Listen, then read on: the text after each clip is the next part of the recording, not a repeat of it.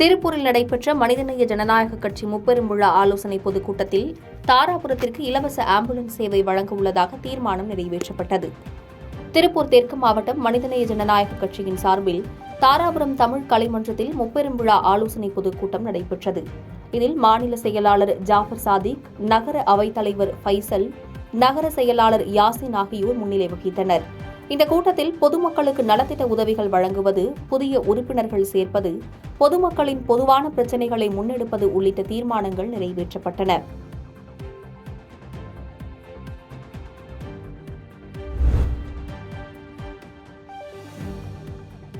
புதுச்சேரியில் இருசக்கர வாகனம் மற்றும் இ-பைக் வாடகைக்கு விடுவதை அரசு உடனடியாக தடை செய்ய கோரி 500க்கும் மேற்பட்ட ஆட்டோ ஓட்டுநர்கள் சட்டசபை நோக்கி ஊர்வலமாக சென்றனர். புதுச்சேரியில் இருசக்கர வாகனம் மற்றும் இ-பைக் ஆகியவற்றை வாடகைக்கு விடுவதை அரசு உடனடியாக தடை செய்ய வேண்டும் உள்ளிட்ட பல்வேறு கோரிக்கைகளை வலியுறுத்தி ஆட்டோ தொழிலாளர்கள் இன்று ஒருநாள் வேலைநிறுத்த போராட்டத்தில் ஈடுபட்டுள்ளனர்.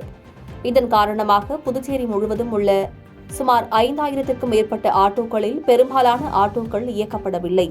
ஒரு சில ஆட்டோக்கள் மட்டுமே இயங்குவதால் சுற்றுலா பயணிகள், பொதுமக்கள் மற்றும் பள்ளிக்கு செல்லும் குழந்தைகள் மிகுந்த சிரமத்திற்குள்ளாகினர். இந்நிலையில் தங்களது கோரிக்கைகளை வலியுறுத்தி 500க்கும் மேற்பட்ட ஆட்டோ ஓட்டுநர்கள் புதுச்சேரி பேருந்து நிலையம் அருகிலிருந்து சட்டசபை நோக்கி பேரணியாக சென்றனர். பேரணியின் போது தங்களது கோரிக்கைகளை வலியுறுத்தி கோஷங்களை எழுப்பினர். சட்டசபை அருகே போலீசார் அவர்களை தடுப்புகள் அமைத்து தடுத்து நிறுத்தியதால் தர்ணாவில் ஈடுபட்டனர்.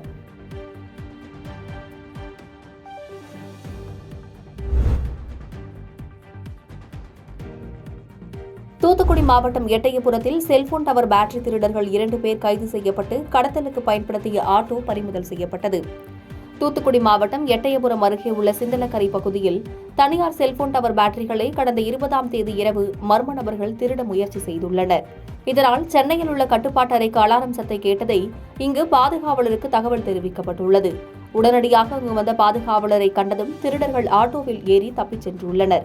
இது தொடர்பாக காவலர் எட்டயபுரம் காவல் நிலையத்தில் புகார் அளித்ததன் பேரில் வழக்கு பதிவு செய்த போலீசார் தப்பி ஓடிய திருடர்களின் ஆட்டோவின் பதிவு எண்ணை கொண்டு தேடி வந்தனர்.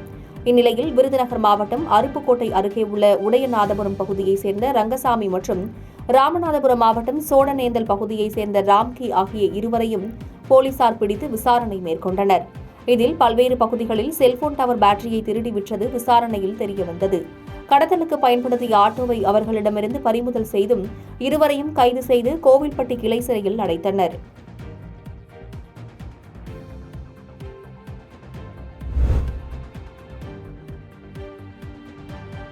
திருமங்கலம் அருகே மகளிர் உதவிக்குழு தலைவி 40க்கும் மேற்பட்ட பெண்களிடம் இருந்து ரூபாய் 30 லட்சத்திற்கும் மேல் பணத்தை பெற்று மாயமானதால் பணத்தை இழந்த பெண்கள் காவல் நிலையத்தை முற்றுகையிட்டனர். மதுரை மாவட்டம் திருமங்கலத்தை அடுத்த டி கல்லுப்பட்டி அருகே உள்ள காரைக்கேணி கிராமத்தில் தனியார் நிதி நிறுவனங்களில் இருந்து மகளிர் சுய உதவிக்குழு பெண்களுக்கு கடனுதவி பெற்றுத் தருவதாக கூறி 40க்கும் மேற்பட்ட பெண்களிடம் இருந்து அக்குழுவின் தலைவர் சுமதி கடனை பெற்றுள்ளார். பின்னர் அத்தொகை முழுவதையும் அபகரித்துக் கொண்டு குழுவில் இருக்கின்ற பெண்களுக்கு சிறிதளவு தொகை கமிஷனை கொடுத்துவிட்டு ரூபாய் 30 லட்சத்துக்கு மேல் எடுத்து சென்றுள்ளார். இந்நிலையில் பணத்தை மகளிர் சுய உதவிக்குழு தலைவரிடம் கொடுத்த குழு பெண்களிடம் நிதி நிறுவனம் வசூல் செய்ய வந்து மிரட்டுவதாகவும், இதுகுறித்து காவல் நிலையத்தில் புகார் அளித்தும் இதுவரை எந்த நடவடிக்கையும் எடுக்கப்படாமல் பெண்கள் கண்ணீர் மல்க காவல் நிலையத்தை முற்றுகையிட்டு முறையிட்டனர். இதனால் அங்கு பரபரப்பு ஏற்பட்டது.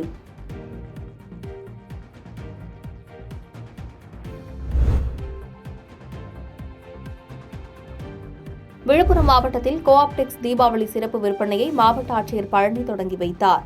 விழுப்புரம் கோஆப்டெக்ஸ் விற்பனை நிலையத்தில் தீபாவளி 2024 சிறப்பு விற்பனையை விழுப்புரம் மாவட்ட ஆட்சித்தலைவர் பழனி குத்துவிளக்கு ஏற்றி துவக்கி வைத்தார். தீபாவளி சிறப்பு தள்ளுபடி 30% வசதியுடன் அரசு ஊழியர்களுக்கும் தவணை முறை கடன் விற்பனை வசதியும் உண்டு என அறிவிக்கப்பட்டுள்ளது. எனவே அனைத்து துறை பணியாளர்களுக்கும் கைத்தறி கை கொடுத்து உதவிட மாவட்ட ஆட்சித்தலைவர் அழைப்பு விடுத்துள்ளார்.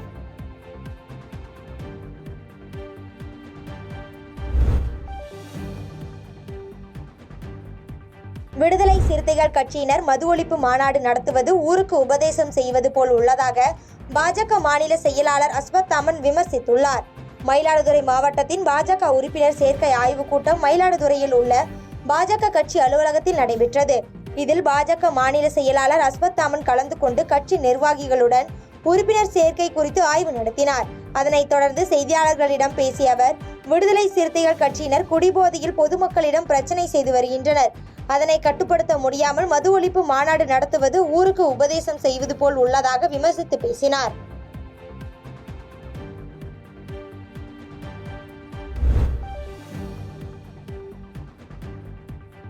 தென்காசி மாவட்டத்தில் மானாவாரி பயிரான உளுந்து சாகுபடியில் பூச்சி தாக்குதலால் பயிர்கள் சேதமடைந்துள்ளதாக விவசாயிகள் வேதனை தெரிவித்துள்ளனர். தென்காசி மாவட்டம் சுற்றுவட்டார பகுதிகளில் மானாவாரி பயிர்களான சோளம், உளுந்து உள்ளிட்டவைகள் பயிர் செய்யப்பட்டு வருகிறது. இந்நிலையில் புளியங்குடி பகுதியில் மானாவாரி பயிரான உளுந்து பயிர்களில் பூச்சி மற்றும் புழுக்கள் தாக்கி வருகின்றன. எனவே தாக்குதலில் இருந்து பயிர்களை காப்பாற்றும் வழிமுறைகள் குறித்து வேளாண்மை துறையினர் வழிகாட்ட வேண்டும் என்றும், மேலும் மானாவாரி விவசாயிகளுக்கு உதவும் வகையில் விதைகள், உரம், பூச்சி மருந்து போன்றவற்றை மானிய விலையில் வழங்க வேண்டும் என விவசாயிகள் கோரிக்கை விடுத்துள்ளனர்.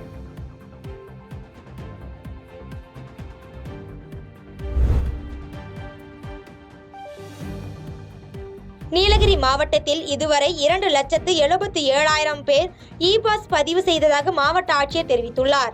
நீலகிரி மாவட்டம் உதகை பழங்குடியினர் பண்பாட்டில் மையத்தில் சர்வதேச காது கேளாதோர் தினத்தை முன்னிட்டு விழிப்புணர்வு பேரணி நடைபெற்றது. இப்பேரணியை மாவட்ட ஆட்சியர் லட்சுமி பவ்யா தண்ணீரு கொடியசைத்து துவக்கி வைத்தார். பின்னர் செய்தியாளர்களிடம் பேசிய அவர், இ-பாஸ் முறை நடைமுறையில் இருந்து வரும் நிலையில் சென்னை உயர்நீதிமன்றத்தால் மறு உத்தரவு வரும் வரை இ-பாஸ் நடைமுறை நீடிக்கும் எனவும், இதுவரை 2,77,000 பேர் இ-பாஸ் பதிவு செய்துள்ளதாகவும் தெரிவித்தார்.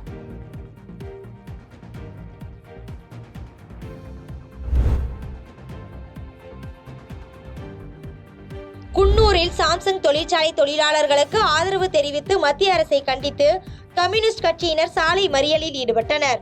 சென்னையில் சாம்சங் தொழிற்சாலை பிரச்சினைக்கு ஆதரவு தெரிவித்து மத்திய அரசை கண்டித்து நீலகிரி மாவட்டம் குன்னூரில் கம்யூனிஸ்ட் கட்சியினர் பேருந்து நிலையம் அருகே சாலை மறியலில் ஈடுபட்டனர். அதனைத் தொடர்ந்து உடனடியாக அங்கு வந்த காவல்துறையினர் கம்யூனிஸ்ட் கட்சியினரை கைது செய்து பேருந்தில் அழைத்துச் சென்றனர்.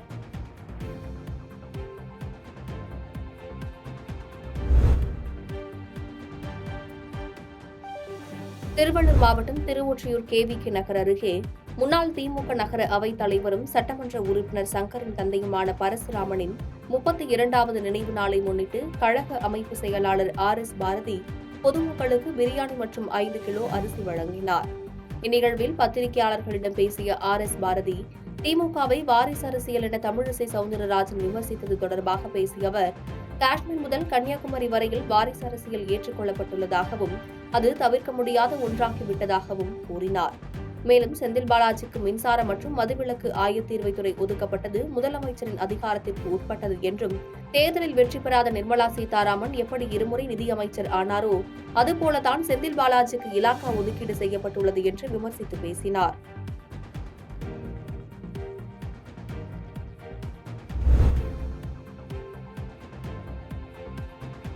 மயிலாடுதுறையில் இருசக்கர வாகனத்தில் சென்ற பெண்ணின் கழுத்தில் அணிந்திருந்த தங்க நகைகளை பறிக்க முயன்ற இளைஞர்களுக்கு 3 ஆண்டுகள் கடுங்காவல் தண்டனை விதிக்கப்பட்டுள்ளது. மயிலாடுதுறை மாவட்டம் குற்றாலம் தாலுகா பெருஞ்சேரி கிராமத்தைச் சேர்ந்த காயத்ரி என்பவர் அவரது தாயார் வீட்டிற்கு இருசக்கர வாகனத்தில் சென்றுள்ளார். அப்போது திருவாரூர் மாவட்டம் நாடாக்குடி என்ற பகுதியை கடக்கும் பொழுது பின்னால் அதிவேகமாக இருசக்கர வாகனத்தில் வந்த இளைஞர்கள் காயத்ரி கழுத்தில் அணிந்திருந்த 2 பவுண்ட் செயினை பறித்துவிட்டு தப்பி ஓடியுள்ளனர். இதுகுறித்து உடனடியாக பேரளம் காவல் நிலையத்தில் காயத்ரி புகார் கொடுத்துள்ளார். இந்த புகாரின் அடிப்படையில் போலீசார் செயினை திருடி சென்ற திருவாரூர் பகுதியைச் சேர்ந்த செந்தில்நாதன் மற்றும் விக்னேஷ் ஆகிய 2 இளைஞர்களை கைது செய்து சிறையில் அடைத்தனர். இந்த வழக்கானது நன்னிலம் குற்றவியல் நீதிமன்றத்தில் நடைபெற்று வந்தது. வழக்கின் தீர்ப்பில் செந்தில்நாதன் மற்றும் விக்னேஷ் ஆகிய இருவருக்கும் 3 ஆண்டுகள் கடுங்காவல் தண்டனையும் 10,000 ரூபாய் அபராதமும், பணத்தை கட்ட தவறினால் மேலும் 9 மாதம் கூடுதலாக தண்டனை வழங்கப்படும் என தீர்ப்பளித்துள்ளார்.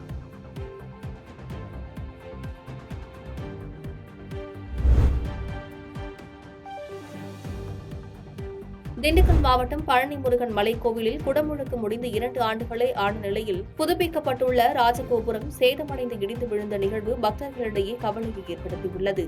திண்டுக்கல் மாவட்டம் பழனி முருகன் மலைக்கோவிலில் உள்ள ராஜகோபுரம் சேதமடைந்துள்ளது பெரும் பரபரப்பை ஏற்படுத்தியுள்ளது.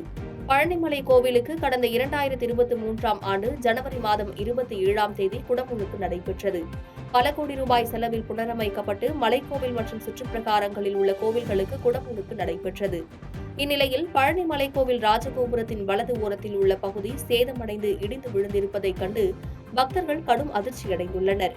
மலைக்கோவிலுக்கு கும்பாபிஷேகம் நடைபெற்று 21 மாதங்களே ஆன நிலையில் ராஜகோபுரம் சேதமடைந்திருப்பது பெரும் அதிர்ச்சியை ஏற்படுத்தியுள்ளது. இதுகுறித்து பழனி கோவில் நிர்வாகம் தெளிவான விவரங்களை வெளியிட வேண்டும் என்று பக்தர்கள் கோரிக்கை விடுத்துள்ளனர்.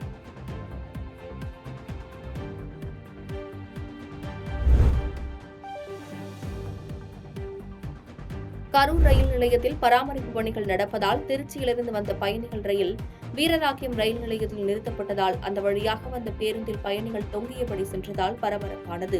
கரூரில் பராமரிப்பு பணி காரணமாக காலை 7 மணிக்கு திருச்சியிலிருந்து புறப்பட்ட பயணிகள் ரயில் 12 கிலோமீட்டர் தொலைவில் உள்ள வீரராக்கியம் ரயில் நிலையத்தில் நிறுத்தப்பட்டது. இதனால் பணிக்கு வந்த தொழிலாளர்கள், அலுவலர்கள் ரயிலை விட்டு இறங்கி அந்த வழியாக கரூர் பேருந்து நிலையம் நோக்கி சென்ற பேருந்துகளில் ஏறி சென்றனர். அந்த வழியாக குறைவான பேருந்துகள் இயக்கப்படும் நிலையில் பேருந்துகளில் அதிக அளவிலான பயணிகள் ஏறி சென்றதனால் பணிக்கு செல்லும் தொழிலாளர்கள் அவதிக்குள்ளாகினர்.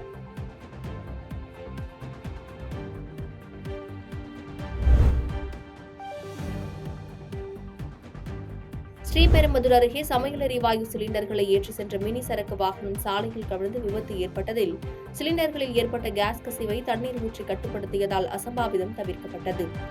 காஞ்சிபுரம் மாவட்டம் வல்லம் சிப்காட்டில் உள்ள கேஸ் நிறுவனத்தில் இருந்து பல்வேறு பகுதிகளுக்கு கேஸ் விநியோகம் செய்யப்படுகிறது. இந்த நிறுவனத்தில் ஸ்ரீபெரும்புதூரை சேர்ந்த குமார் ஓட்டுநராக பணியாற்றி வருகிறார். இந்த நிலையில் மினி சரக்கு வாகனத்தில் 50க்கும் மேற்பட்ட சமையல் எரிவாயு சிலிண்டர்களை ஏற்றிக்கொண்டு சென்னை பெங்களூரு தேசிய நெடுஞ்சாலை வழியாக தண்டலம் நோக்கி சென்றுள்ளார். பின்னர் இருங்காட்டுக்கோட்டை சிப்காட் பகுதியில் சென்றபோது ஓட்டுநரின் கட்டுப்பாட்டை இழந்த வாகனம் சாலையின் நடுவே பக்கவாட்டில் கவிழ்ந்து விபத்துக்குள்ளானது. இதில் வாகனத்தின் பின்புறம் இருந்த சிலிண்டர்கள் சாலையில் நாலாபுரமும் சிதறி உருண்டு ஓடியது. இந்த விபத்தில் குமாருக்கு காயங்கள் ஏற்பட்ட நிலையில் சில சிலிண்டர்களில் இருந்து கேஸ் கசிவு ஏற்பட்டதால் தீயணைப்பு நிலையத்துக்கு தகவல் கொடுக்கப்பட்டது. சம்பவ இடத்திற்கு வந்த தீயணைப்பு படை வீரர்கள் கசிவு ஏற்பட்ட சிலிண்டர்கள் மீது முன்னெச்சரிக்கை நடவடிக்கையாக தண்ணீரை பீச்சி அடித்து சிலிண்டர்களை சாலை ஓரமாக அப்புறப்படுத்தினர். இதனால் பெரும் விபத்து தவிர்க்கப்பட்டது.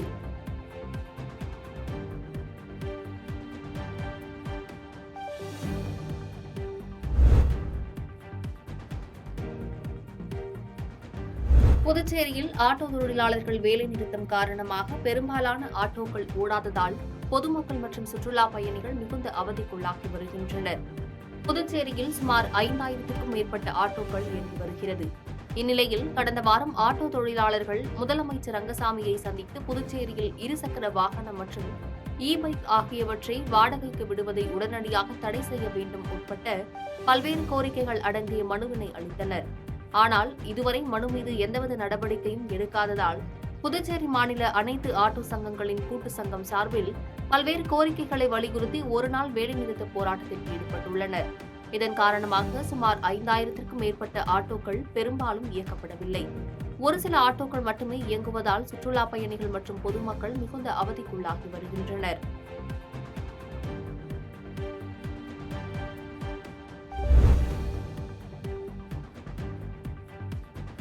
மதுரையில் மாவட்ட ஆட்சியர் அலுவலகத்தில் மூதாட்டி உடலில் மண்ணெண்ணெய் ஊற்றி தீக்குளிக்க முயன்றதால் பரபரப்பானது.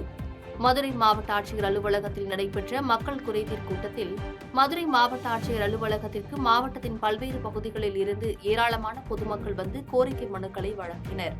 இந்நிலையில் பொதுமக்களை உள்ளே அனுமதிக்க காவல்துறையினர் சோதனை நடத்தி கொண்டிருந்தபோது அங்கு வந்த மதுரை அவனியாபுரத்தை சேர்ந்த ராஜம்மாள் என்ற மூதாட்டி தான் மறைத்து வைத்திருந்த மண்ணெண்ணெயை உடலில் ஊற்றி தீக்குளிக்க முயற்சி செய்துள்ளார். இதனையடுத்து அங்கு பாதுகாப்பு பணியில் ஈடுபட்டுக் கொண்டிருந்த காவல்துறையினர் அவரை தடுத்து நிறுத்தி விசாரணை நடத்தினர். விசாரணையில் மூதாட்டியின் நிலத்தை சிலர் அபகரிக்க முயற்சிப்பதாகவும் இது தொடர்பாக மாவட்ட ஆட்சியர் அலுவலகத்திலும் காவல் நிலையத்திலும் புகார் அளித்தும் உரிய நடவடிக்கை எடுக்காத நிலையில் தற்கொலைக்கு முயன்றதாக கூறியுள்ளார். மாவட்ட ஆட்சியர் அலுவலகத்தில் திடீரென மூதாட்டி உடலில் மண்ணெண்ணெயை ஊற்றி தீக்குளிக்க முயன்ற சம்பவம் அப்பகுதியில் பரபரப்பை ஏற்படுத்தியது.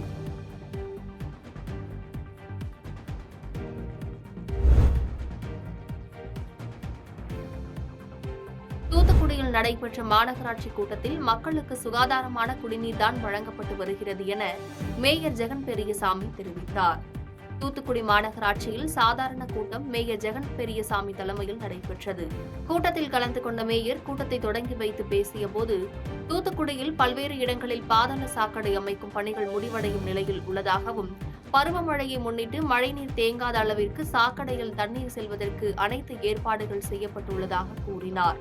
பின்னர் கூட்டத்தில் அதிமுக கொறடா வழக்கறிஞர் மந்திரமூர்த்தி, தாமிரபரணி ஆற்றில் கழிவுநீர் கலப்பதால் தூத்துக்குடிக்கு வரும் குடிநீரில் சாக்கடை நீரும் கலந்து வருவதால் தண்ணீரை சுத்தப்படுத்தி விநியோகம் செய்ய வேண்டும் என்றார். அதற்கு பதிலளித்த மேயர், தாமிரபரணி ஆற்றில் கழிவுநீர் கலக்கவில்லை எனவும் சுகாதாரமான குடிதண்ணீர் தான் விநியோகம் செய்யப்பட்டு வருவதாக கூறினார். இந்த கூட்டத்தில் மாநகராட்சி துணை ஆணையர், துணை மாநகராட்சி கவுன்சிலர்கள் உட்பட பலர் கலந்து கொண்டனர்.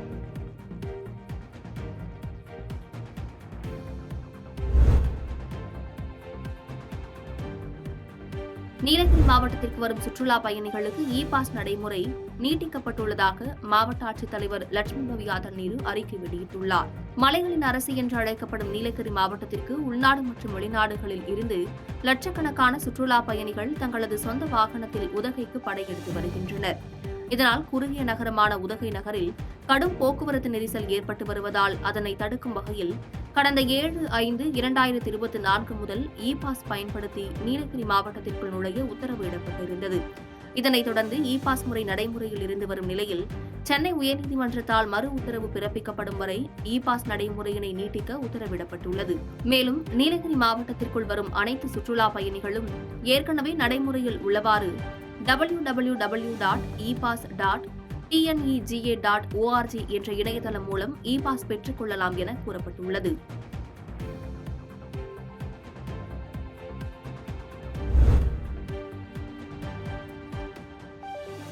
திருவண்ணாமலை மாவட்டம் செங்கம் அருகே வெறிநாய் கடித்து குதறியதில் 6 பேர் காயமடைந்து அரசு மருத்துவமனையில் சிகிச்சைக்காக அனுமதிக்கப்பட்டுள்ளனர். திருவண்ணாமலை மாவட்டம் செங்கம் அடுத்த மேல்செங்கம் புதுப்பேட்டை பகுதியில் சுமார் 100க்கும் மேற்பட்ட குடும்பங்கள் வசித்து வருகின்றனர். இந்நிலையில் அப்பகுதியில் உள்ளவர்களை வெறிநாய் கடித்ததில் குழந்தை, பெண்கள் உள்பட 6 பேருக்கு பலத்த காயம் ஏற்பட்டுள்ளது. பின்னர் வெறிநாய் கடித்தவர்கள் செங்கம் அரசு மருத்துவமனையில் அனுமதிக்கப்பட்டு சிகிச்சை பெற்று வருகின்றனர். இந்நிலையில் செங்கம் மற்றும் அதன் சுற்றுவட்டார பகுதிகளில் வெறிநாய்கள் தொல்லை அதிகரித்து வருவதால் பொதுமக்கள் பெரும் அச்சத்துடனேயே செல்வதாக குற்றச்சாட்டு எழுந்துள்ளது. இதுகுறித்து சம்பந்தப்பட்ட அதிகாரிகள் நடவடிக்கை எடுக்க வேண்டும் என பொதுமக்கள் கோரிக்கை வைத்துள்ளனர். பாதகம் செய்பவரை கண்டால் நாம் பயங்கொள்ளலாகாது பாப்பா, மோதி மிதித்து விடு பாப்பா, அவர் முகத்தில் உமிழ்ந்து விடு பாப்பா. அண்மை செய்திகளை உடனுக்குடன் தெரிந்து கொள்ள இணைந்திருங்கள் இயம்நாடு தொலைக்காட்சியுடன்.